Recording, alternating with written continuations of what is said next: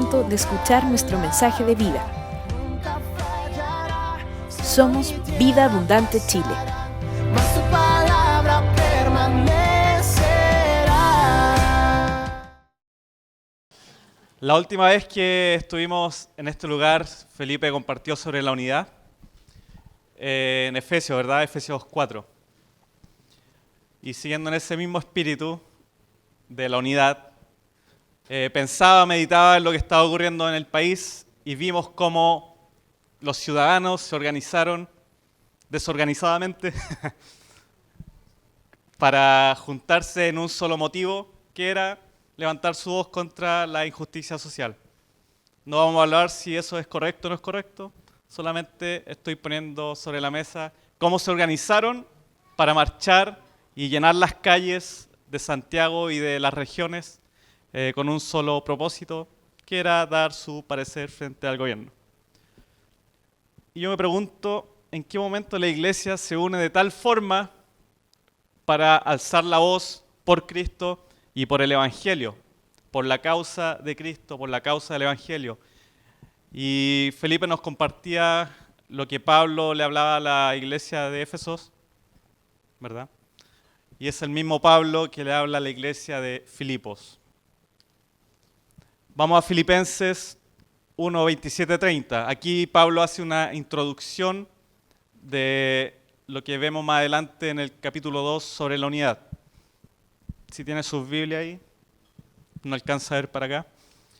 Solamente os ruego que os comportéis como es digno del Evangelio de Cristo, para que, sea que vaya a veros o que esté ausente, oiga de vosotros que estáis firmes en un mismo espíritu, combatiendo unánimes por la fe del Evangelio y sin dejaros intimidar por los que se oponen, que para ellos ciertamente es indicio de perdición, pero para vosotros de salvación.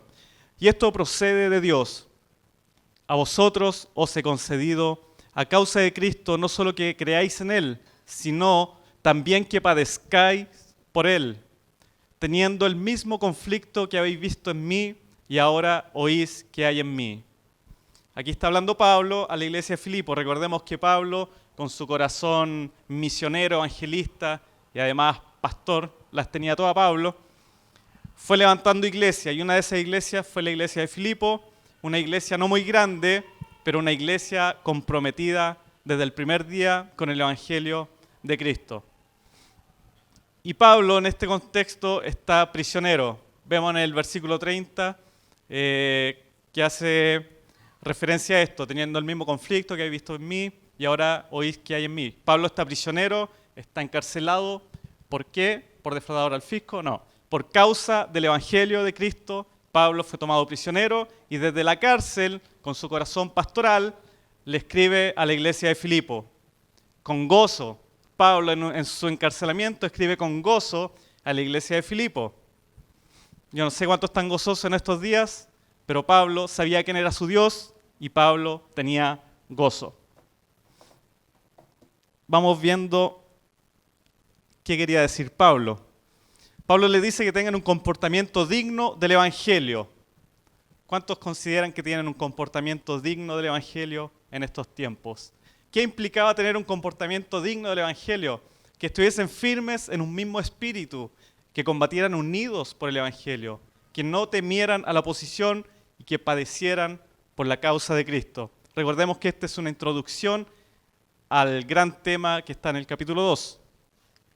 Firmes en un mismo espíritu, y les dijo, aquí está hablando Cristo, ¿a quién? A sus discípulos antes de ascender al reino de los cielos. Y les dijo, id por todo el mundo y predicad el Evangelio a toda criatura. Ese fue el último mensaje que dio Cristo a su iglesia. Vayan a predicar mi Evangelio, vayan y hagan discípulos, vayan y bauticen en el nombre del Padre, del Hijo y del Espíritu Santo. ¿Cuál es la misión que tenemos como iglesia? Predicar el Evangelio. Y todo lo demás que significa el Evangelio, ¿verdad? Hacer buenas obras, que es fruto de nuestra fe, que es producto y resultado de nuestra fe, etc. Pero nuestra primera y gran misión, la gran comisión, es predicar el Evangelio de Cristo. Firmes en un mismo espíritu. Este espíritu, si usted se fija, está con minúscula, por lo tanto se refiere a un sentir. ¿ya? A un objetivo, en el mismo sentir. Cuando el Espíritu está con mayúscula, se refiere al Espíritu Santo. Combatir unidos por el Evangelio. Hace un tiempo atrás compartimos sobre la batalla de la fe. Los cristianos, los hijos de Dios, estamos en una batalla constante, que es una batalla espiritual. Y esta batalla no es contra los que están marchando, sino contra el enemigo, contra Satanás, contra los demonios. Amén. Porque no tenemos lucha contra sangre y carne, sino contra principados, contra potestades, contra los gobernadores de las tinieblas, no contra los gobernadores del país. Debemos orar por los gobernadores del país, no luchar contra los gobernadores del país. Contra los gobernadores de las tinieblas de este mundo, contra las huestes espirituales de maldad en las regiones celestes. Efesios 6:12. ¿Quién habla aquí? El mismo Pablo, a la iglesia de Éfesos.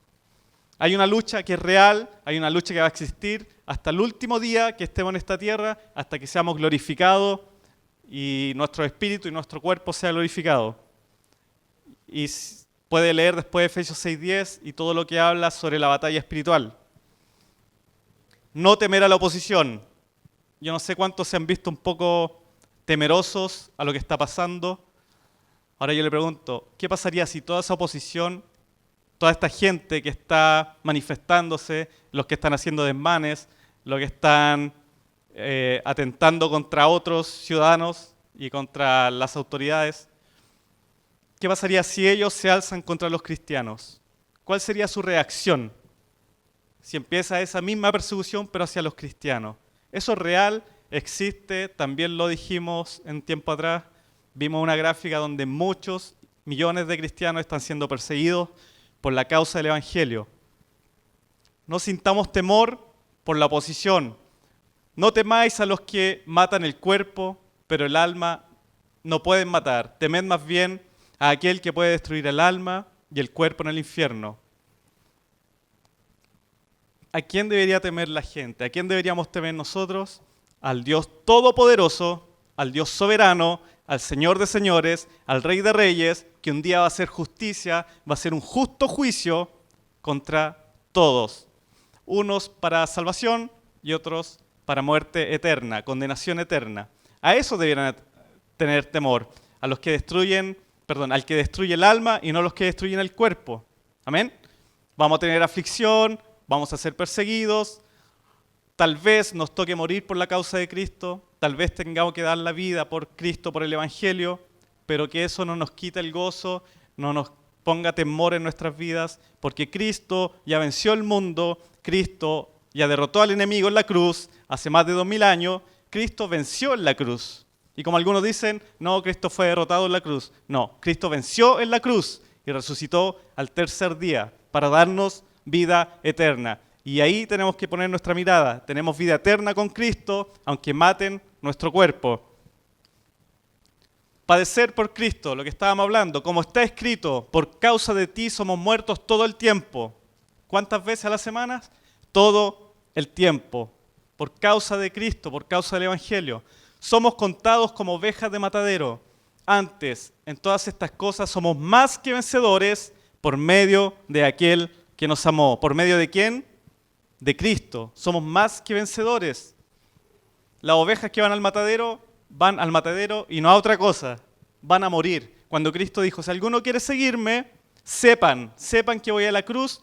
Entonces, si quieres seguirme, toma tu cruz y sígueme, porque también vas a muerte. Somos contados como ovejas de matadero todo el tiempo. Padecer por la causa de Cristo. Comportamientos dignos del Evangelio. Sigamos leyendo lo que dice Filipenses 2, 1, 4. Voy a leer de mi celular mejor porque esa división me pone nervioso.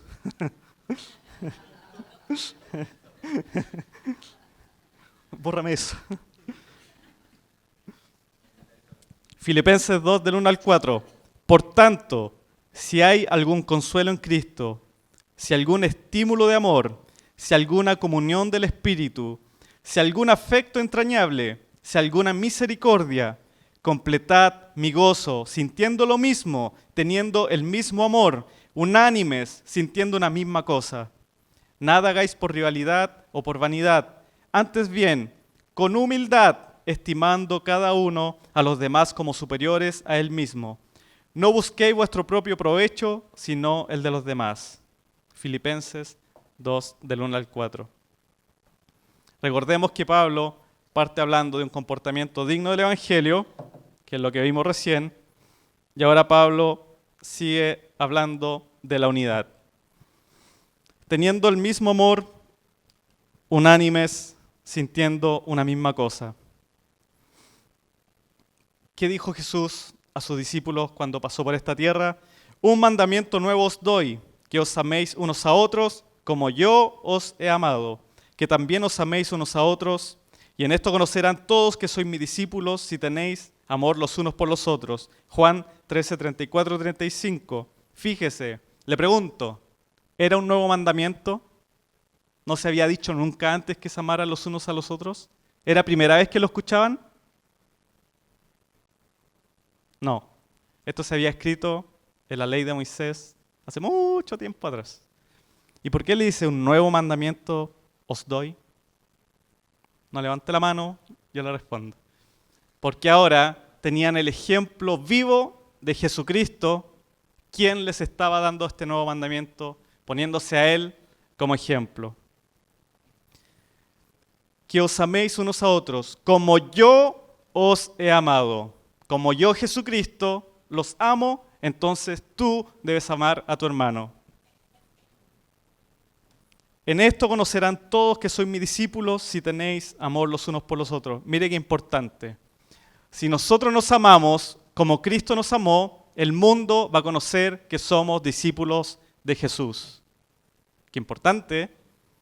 Cuando la iglesia está peleada entre sí, esta con la hermana de no sé dónde, esta iglesia con la de un poquito más allá, o dentro de la misma iglesia hay divisiones, el mundo va a ver que no tenemos el amor de Cristo, por lo tanto va a desconocer que somos discípulos de Cristo. Si nosotros nos amamos como Cristo, a la gente le va a llamar la atención ese amor que no tiene sentido para el mundo, y va a decir, esto de verdad son discípulos de Cristo, por lo tanto estamos glorificando el nombre de Cristo en medio de nosotros y en medio del mundo. Amén. Así como el cuerpo es uno y tiene muchos miembros, pero todos los miembros del cuerpo, siendo muchos, son un solo cuerpo, así también Cristo. Si usted mira a su hermano, debe verlo como un miembro de este cuerpo maravilloso que es Cristo. ¿Quién es la cabeza de este cuerpo? Cristo. Y nosotros somos miembros de este cuerpo, por lo tanto debemos andar en unidad. La mano, mire su mano no puede irse por ahí, como en los Loco Adams, que había una mano, no puede irse por ahí y hacer lo que quiera, es parte de una unidad. Y es así como debemos andar. La mano sujeta al cuerpo, el pie sujeta al cuerpo, cuando el dedo chico del pie se golpea en el mueble y le queda dado vuelta, todo el cuerpo se duele. Todo el cuerpo sabe que algo le pasó al dedo chico del pie. Si acá hay un hermano que está pasando necesidad, todo el cuerpo sabe que ese hermano está pasando necesidad. ¿Nos estamos amando como Cristo amó a la iglesia? Nada hagáis por rivalidad o por vanidad. Mire qué importante. Si vivimos por el Espíritu, andemos también por el Espíritu.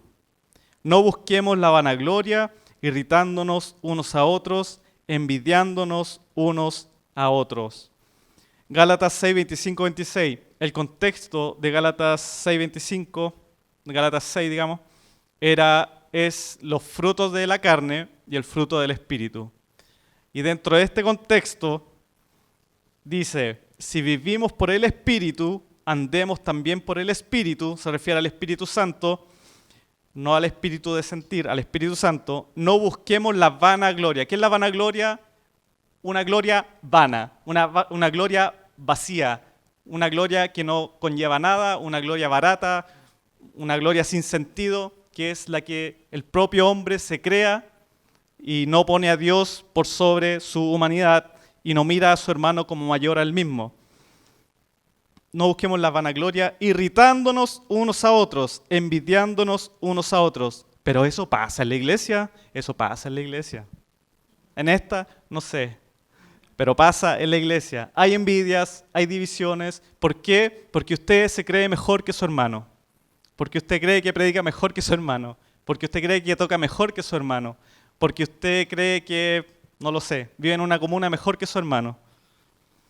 Y ahí empieza la vanagloria, y ahí empezamos a mirar por sobre el hombro y a envidiarnos los unos a otros. Si estamos viviendo en el Espíritu, Espíritu Santo, todos tenemos el mismo Espíritu, los hijos de Dios, vivamos como tal. Y aparece un concepto muy importante, que es la humildad. Cuando siquiera se le ocurra a usted creerse mejor que su hermano, cuando siquiera a usted le den esas ganitas de sentirse mejor que su prójimo, recuerde 1 Corintios 1, 27 al 29. Sino que lo necio del mundo escogió Dios, para avergonzar a los sabios, y lo débil del mundo escogió Dios para avergonzar a lo fuerte. Y lo vil del mundo y lo menospreciado escogió Dios, y lo que no es para deshacer lo que es, a fin de que nadie se jacte en su presencia. Entonces yo le puedo decir, nosotros éramos los necios del mundo, nosotros éramos los débiles del mundo, nosotros éramos lo vil, lo más malo, nosotros éramos lo menospreciado del mundo, y me gusta esta parte, lo que no es. O sea, no éramos nada y Dios nos escogió para que Él sea glorificado a través de nosotros y no nosotros glorificados por nuestros propios méritos. La salvación de usted no depende de sus obras, no depende de sus méritos, porque usted no era nada. Usted era menospreciado, vil, necio, nada, era nada. Y Dios tuvo misericordia y tuvo esa gracia, ese regalo inmerecido que no merecíamos. Y por su gracia y su misericordia hemos recibido la salvación y la vida eterna. Entonces, cuando usted le empieza a picar el bichito del orgullo, de la vanagloria, venga aquí a 1 Corintios 1, del 27 al 29, diga, soy un necio, soy un débil, soy un menospreciado, soy nada. Y por la gracia y misericordia de Dios estoy sirviendo en su reino para causa del Evangelio, por motivo de Cristo. Amén. Ver a los demás como superiores. Entonces, ¿quién? Jesús. Entonces Él se sentó, llamó a los 12 y les dijo, si alguno quiere ser el primero, será el último de todos y el servidor de todos. Marcos 9:35. Si alguno quiere ser el primero, el que lo llamen y diga, buen siervo fiel, en lo poco has sido fiel, lo mucho te pondré, tiene que empezar desde abajo, servir a todos los demás. Ese debe ser el corazón de todos nosotros, todos sus siervos.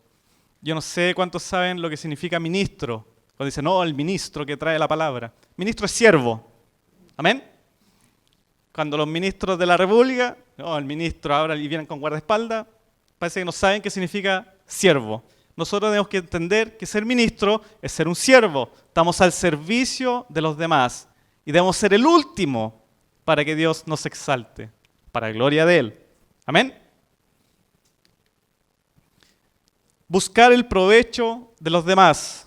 No solamente servirlo, sino buscar el provecho de los demás. Es el mismo Pablo que versículos antes, Filipenses 1, 22 al 25 dice, pero si el vivir en la carne resulta para mí en beneficio de la obra, no sé entonces qué escoger. De ambas cosas estoy puesto en estrecho, teniendo deseo de partir y estar con Cristo, lo cual es muchísimo mejor, pero quedar en la carne es más necesario por causa de vosotros. Y confiado en esto, sé que quedaré, que aún permaneceré con todos vosotros. ¿Para qué?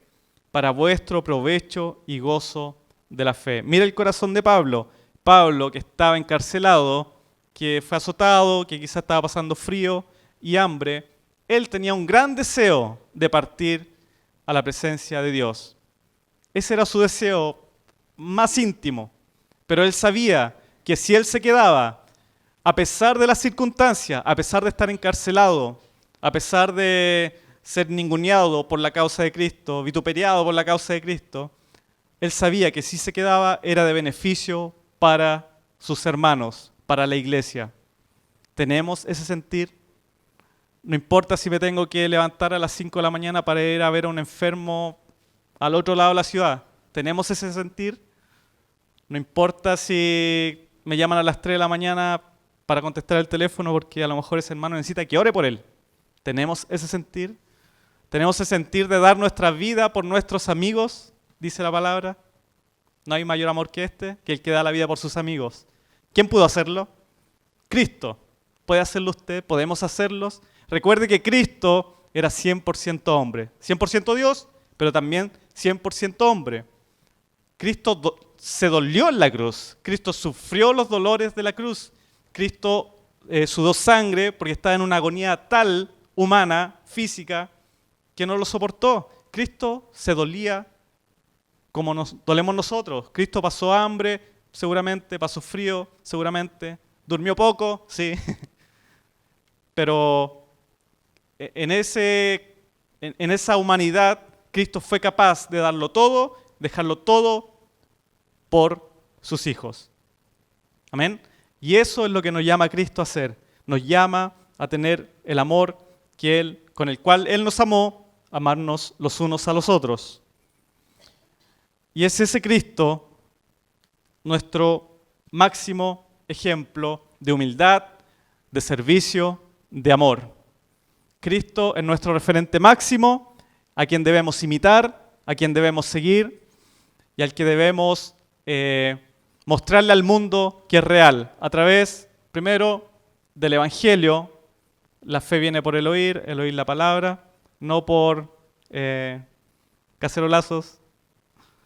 La fe viene por el oír y el oír la palabra. El mundo necesita a Cristo. No digo que el cacerolazo esté mal. Pero el mundo necesita a Cristo. Eso es lo primero. El mundo necesita a Cristo. Lo que está pasando es porque el mundo necesita a Cristo. Si los gobernadores están gobernando mal, es porque los gobernadores necesitan a Cristo. ¿Amén? Nuestro máximo referente a imitar es Cristo. Y Pablo sigue escribiéndole a los filipenses 2, del 5 al 11. Haya pues en vosotros este sentir que hubo también en Cristo Jesús. Él, siendo en forma de Dios, no estimó el ser igual a Dios como cosa que aferrarse, sino que se despojó a sí mismo, tomó la forma de siervo y se hizo semejante a los hombres. Más aún, hallándose en la condición de hombre, se humilló a sí mismo, haciéndose obediente hasta la muerte y muerte de cruz. Y por eso, por todo eso, Dios también lo exaltó sobre todas las cosas y le dio un nombre que es sobre todo nombre, para que en el nombre de Jesús se doble toda rodilla de los que están en los cielos, en la tierra y debajo de la tierra, y toda lengua confiese que Jesucristo es el Señor, para gloria de Dios Padre. Amén. Ese Cristo que estaba en su trono, si me permiten la palabra, en su comodidad de rey, ese Cristo que estaba gobernando el mundo, ese Cristo que estaba recibiendo las alabanzas de los ángeles, dijo, ok, el mundo se está perdiendo, no hay solución aparte de que yo dé mi vida por ellos. Ese Cristo se despojó, se sacó esa ropa de rey, se sacó la corona, el manto de rey, dejó su trono y vino como hombre, como siervo, a servir a la humanidad. Ese Cristo no le bastó solo con venir a ser un hombre, no le bastó solo ser un hombre, que ya era humillante para un Dios, el Rey de Reyes y Señor de Señores, sino que se entregó a sí mismo a muerte. Y no solo a muerte de cruz. No murió de viejo el Señor, no murió de una enfermedad, murió crucificado en una cruz. Era el peor de los castigos que podía recibir en ese tiempo un delincuente, un malhechor, llámele como quiera llamarle. Era el peor de los castigos y Cristo quiso humillarse a sí mismo. Él quiso humillarse a sí mismo. ¿Usted quiere humillarse a sí mismo? Cristo quiso humillarse a sí mismo en una muerte, y una muerte terrible, la muerte de cruz.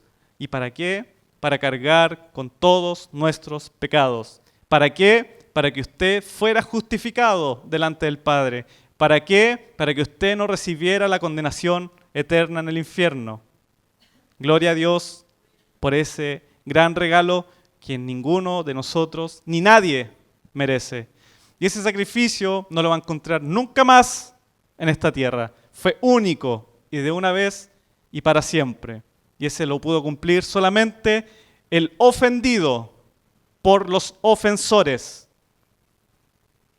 ¿No le llama la atención eso? El ofendido, al que estaban vituperiando, al que estaban insultando, al que estaban negando, dio la vida por los ofensores, los que lo estaban ignorando, vituperiando, ofendiendo. El ofendido dio la vida por los ofensores, o sea, nosotros. Y ese es el sentir, dice Pablo, que debemos tener nosotros. No, pero es que el hermano ese no me cae muy bien. Como que no hay química. La Biblia no dice si hay química entre vosotros, ámense. No, ámense los unos a los otros como yo os he amado. No si hay química, no si vive cerca. Ah, es que este me queda más cómodo, voy a ir a ver a ese pastor. No, ámese con todo el cuerpo. Somos un cuerpo. Y bien decía el pastor Renato, puede que no estemos juntos en el mismo edificio, pero somos cuerpo. Y si estamos, algunos en Ñuñoa, otros en Renca, etcétera, seguimos siendo cuerpo, seguimos estando unidos por el mismo Espíritu con mayúscula, que es el Espíritu Santo. Si usted mira a su hermano, dentro de su hermano, en su corazón, está el Espíritu Santo, la tercera persona de la divinidad. Y ese es el Espíritu que nos une, ese es el Espíritu que nos mantiene unidos en la misma causa que es el Evangelio de Cristo. Ese es el Espíritu que nos consuela, ese es el Espíritu que nos da la fuerza para batallar contra el enemigo, ese es el Espíritu que nos da el carácter, la valentía, la sabiduría para predicar el Evangelio y no callarnos, menos en estos tiempos. Amén. Fue el mismo Cristo que vino en forma de hombre, el que lavó los pies de sus discípulos. No lo puse ahí, pero se lo puedo citar. Juan 13, del 4 al 5. Dice, se levantó de la cena, se quitó su manto y tomando una toalla se la ciñó. Luego puso agua en una vasija y comenzó a lavar los pies de los discípulos y a secarlos con la toalla con que estaba ceñido. En ese tiempo no usaban zapatillitas con cordón y calcetines. Eran shala, sandalia. Y los pies quedaban inmundos, horrorosos. Me imagino que el olor era proporcional. Pero Jesús, en su calidad de siervo, se arrodilló y empezó a lavar los pies de sus discípulos. Incluso el de Judas. Los pies de Judas, del traicionero, del enemigo de Cristo, del que lo iba a entregar por unas pocas monedas. Jesús fue capaz incluso de lavar los pies de Judas. Y no creo que el corazón de Cristo haya sido, chuta, el Judas. Una lavadita rápida. Sécate tú. No, el corazón de Cristo fue, Cristo es amor, Dios es amor, ¿verdad? Y eso es intrínseco en Dios. Y ese corazón de humildad, de siervo y de amor fue el que lavó los pies incluso a Judas. Usted debe tener ese corazón. No vamos a sacar la toalla ahora y que pase la vasija. Pero nuestro corazón debe ser incluso lavar los pies de nuestro hermano si fuese necesario. Aunque le caiga mal, que no debiera caernos mal nuestro hermano. ¿Podemos tener diferencias? Sí. ¿Nos puede caer mal? No. ¿Por qué? Porque debemos amarlo. Una ecuación básica. Fue el mismo Cristo que minutos antes de ser entregado, momentos antes de ser entregado, hizo una oración al Padre. ¿Qué haría usted si está en el último de sus momentos sabiendo que va a ser asesinado? ¿Cuál va a ser su oración? Seguramente por sí mismo. Señor, dame fortaleza, por favor, que tengo miedo y que se apure esta situación para yo partir luego a tu presencia. Cristo, dentro de sus últimas oraciones, de su última oración, las últimas palabras que tuvo fue al Padre por nosotros. Tampoco lo puse ahí, pensé que iba a estar más apretado tiempo, pero le puse chalá. Juan 17:11, Jesús orando al Padre en sus últimos momentos. Ya no estoy en el mundo, pero estos, los discípulos, están en el mundo y yo voy a ti. Padre Santo, a los que me has dado, todos nosotros, guárdalos en tu nombre para que sean uno, así como nosotros, así como tu Padre y yo, Cristo, somos uno, que ellos también sean uno. Versículo 20 al 23. Pero no ruego solamente por estos, sino también por los que han de creer en mí por la palabra de ellos. O sea, todos nosotros. Estábamos en la oración de Cristo, en sus últimas palabras que le refirió al Padre, estábamos nosotros. Para que todos sean unos como tú, Padre, en mí y yo en ti. Para que todos sean uno como tú, Padre, en mí y yo en ti.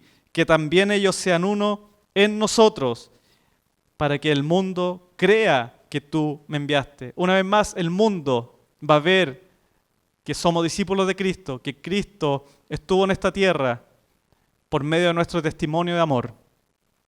Es importante que nos amemos para que el mundo crea que somos discípulos de Cristo, que hay un Dios de amor.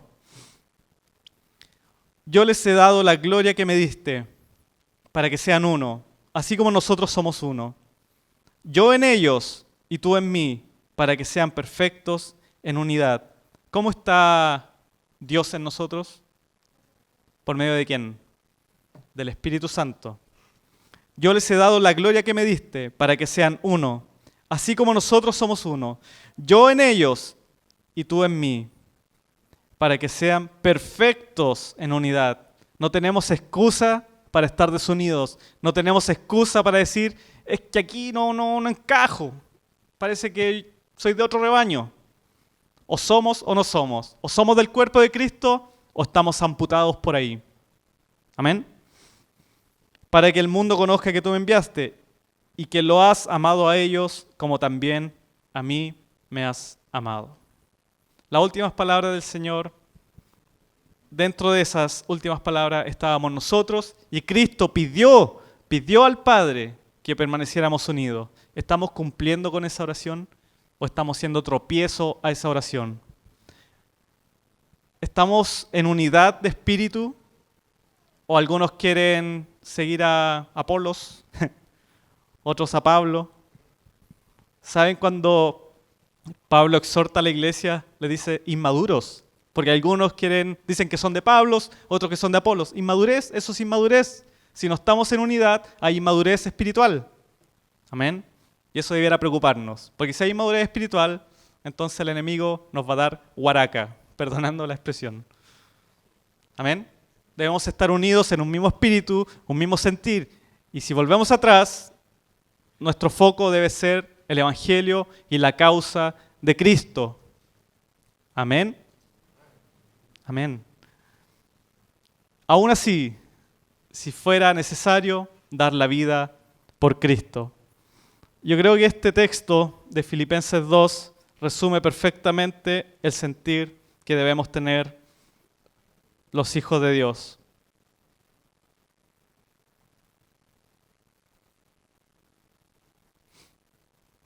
Dice, haya pues en vosotros este sentir que hubo también en Cristo Jesús.